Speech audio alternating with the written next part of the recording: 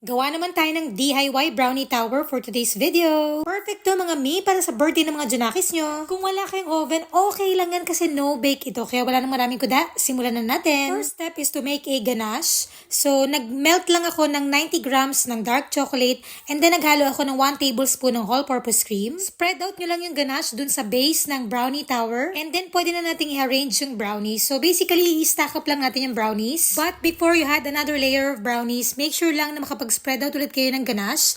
Kung bagay yan yung magsisilbing glue or paste para hindi mahulog yung brownies natin. Okay na, so pwede na nating i-start i-decorate ang ating brownie tower. So gagamit lang ako dito ng strawberries and chocolates. Kung walang available na strawberries sa inyo, pwede rin kayong gumamit ng marshmallow, pretzels, or candy sprinkles, or anything na bet nyo. Anyway, so ayan, tapos na. Ang bilis lang, diba? Ready na ang ating no-bake DIY brownie tower. Kaya kung gusto nyo gumawa ng something special para sa birthday ng mga junakis nyo, pwede nyo itry ito. Ayun lang, babushi!